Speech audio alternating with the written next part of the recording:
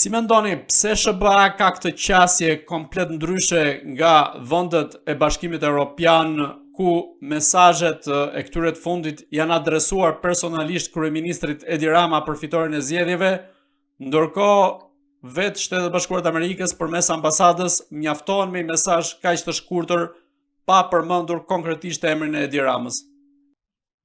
Ambasada amerikane nuk e përmend Edi Ramën sepse dihet linja kush është, por shtetet e Bashkimit Evropian janë pak më ndryshe, sepse ata kanë një lidhje me Bashkimin Evropian shumë ndryshe. Pra, Bashkimi Evropian nuk ka sovranitet. Pra, është një federal, janë si shoqata dhe bën një federat dhe quhen federat, po secila shoqat ka autonominë e vet. Edhe kështu të ndodh. Çdo shtet ka autonominë e vet. Pra, nuk përfaqëson përshëndetja e zotit Rama me komisionerin e zgjerimit të gjithë Bashkimin Evropian dhe shtetet e Bashkimit Evropian. Komisionerja thjesht e bën për anë formale, thot përgëzojmë qeverinë e re shqiptare. Do të them dhe diçka tjetër që me datën 4 qershor 2025, ora 9:30, Parlamenti Evropian diskuton zgjedhjet parlamentare në Shqipëri. Komisionerja e Bashkimit Evropian ka deklaruar që zgjedhjet në Shqipëri kanë qenë të qeta, pra nuk kemi pas incidente, ky është fakt konkret, por fton klasën politike në fund fare, në fund të deklaratës, fton klasën politike shqiptare që edhe pozitë dhe opozita, pavarësisht rezultateve të mandateve, të ulen në truezën e dialogut. Tani, komisionerja e zgjerimit e di shumë mirë pse bën këtë gjë. Sepse thot, unë mramën nuk e marr dot në Bashkimin Evropian, se dua të marr gjithë Shqipërinë. Në rast se do marr gjithë Shqipërinë, më duhet edhe opozita. Në rast se kam një opozitë kundër, normalisht edhe populli do të jetë reflektues ndaj Bashkimit Evropian. Sepse Bashkimi Evropian nuk është të drejtash apo përfitim të drejtash, është detyrimesh. Dhe detyrime nga mjesi deri në darkë, derisa më shumë se sa është aktualisht. Pra populli do paguaj sepse na pëlqen të lucidohemi. Edhe kur lahesh, paguan faturën e ujit. Kështu është e vërteta. Pra do të thotë që çdo gjë ka edhe një faturë.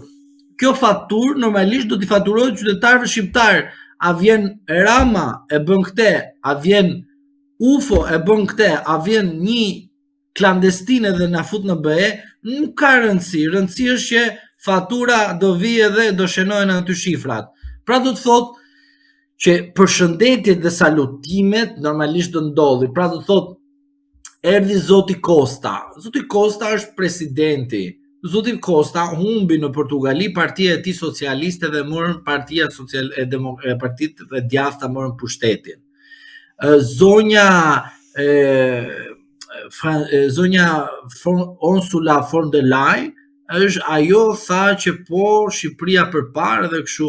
Zoti Macron, i cili me sa duket zoti Trump i tha mbyll derën edhe kujdes kur hapet dera se mund të ndodhë një gjë e papritur.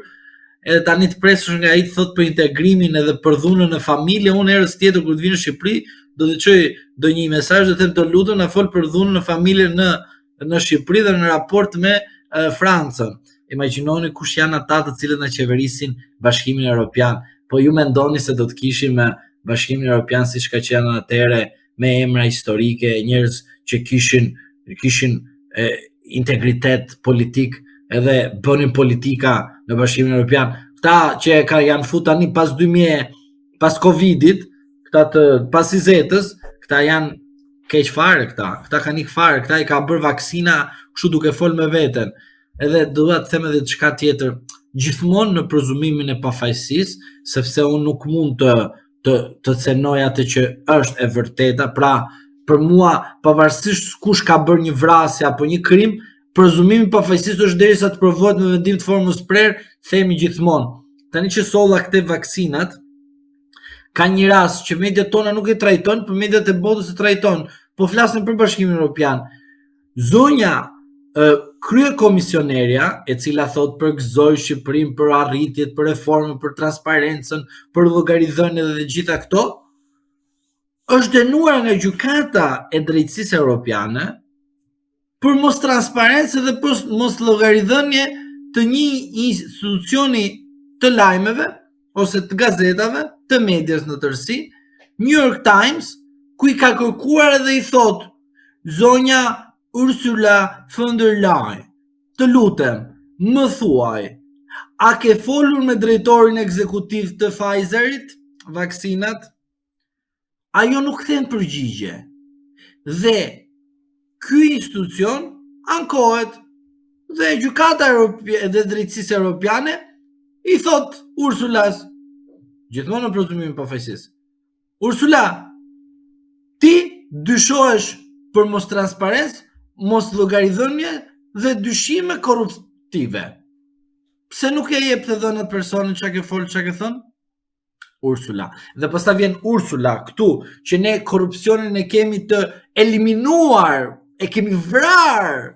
Edhe thot, përgëzoj popullin shqiptar që s'ka pasur gjykatë europiane, gjykatë kushtetuese, gjykatë të lartë. Për 3 vjet ne i kishim bllokuar të gjitha. Gjykata apelit me 150.000, 60.000 dosje, tjetër do të jetë në parcele dhe do dalë vendimarrja. Në shkallë të parë prite derisa të tërbëhet e gjithë Shqipëria, edhe ju më thoni mua që të gjithë këta të huajt përgëzuan zotin Rama. Unë do kisha shumë çudi në rast se këta vinin në Shqipëri edhe flitshin për dhunën në familje, për korrupsionin, për krimin e organizuar. Kjo do të ishte çudia më e madhe, por çfarë për përgëzime, edhe unë të çoj edhe armikut ose kundërshtarit them, gëzuar edhe 100. A e besoni ju ndonjëherë këtë? Prandaj, të lutem, këto janë formalitete të cilat për mendimin tim janë kot sa për sy e faqe dhe samiti në Shqipëri që u bë ishte për Ukrainën, nuk ishte për Shqipërinë. Po thjesht ne na pëlqen që çfarë gjë që shkëlqen është edhe Flori dhe marrim paketë këtë, edhe kur vjen fatura pastaj paguajmë vetëm ne, se Edi Rama thot përgjegjësia është individuale. Pse ju nuk reaguat? Heshtët. Heshtja është përgjegjësi. Për të qenë saktë dhe korrekt, në fakt po lexoja që Asambleja Parlamentare e Këshillit të Evropës do të mban datë 23 qershor që do të shqyrtojë zgjedhjet në Shqipëri, pasi do të paraqitet dhe një raport vëzhgimi nga një prej deputetëve italian. Jo, me datën 4 do bëhet diskutimi, pastaj që do bëj asambleja është gjë tjetër. Okay. Po është një takim para prak për datën 11 maj. Ja ta gjej tani se më nisën, do ta nis pastaj ta publikosh ta kesh. Është diskutim në Parlamentin Evropian. Po është datën 4 i 6, mos gaboj, po ora duhet të jetë 11, mos gaboj diçka e tillë, se më sollën kështu do ta nis pastaj ta publikosh. Zoti Zhlima, për të mbetur sërish te qëndrimi i Shteteve të Bashkuara të Amerikës, Departamenti Amerikan i Shtetit ka adresuar një mesazh të fortë kundrejt vendeve evropiane ku bën pjesë edhe Shqipëria, në një mesazh ku thekson se minimi i proceseve zgjedhore vendos në rrezik partneritetin strategjik transatlantik midis Europës dhe Shteteve të Bashkuara të Amerikës. Në këtë rast, zgjedhjet e 11 majit a e kanë vendosur në rrezik këtë lloj partneriteti dhe çfarë kërkon të adresoj konkretisht ndaj klasës politike shqiptare përmes këtij mesazhi Departamenti Amerikan i Shtetit? Unë, siç e dini ju, kam kundërshtime për ndërkombëtarët. Siç janë amerikan, europian dhe çdo në komsie tjetër nuk më intereson. Unë rrezikun ndaj Partisë Socialiste e them për 83 mandate. S'është rrezik për Partinë Socialiste. Tani, a ndryshojnë politikat e brendshme të një shteti dhe pastaj reflektojnë ato politika në sferën ndërkombëtare, kjo është gjë tjetër, unë nuk mund të futem dhe të analizoj. Por duke qenë në këto kushte ku jemi sot, problemi më i madh nuk është a do të njohë Amerika apo jo, a do të njohë Europa apo jo.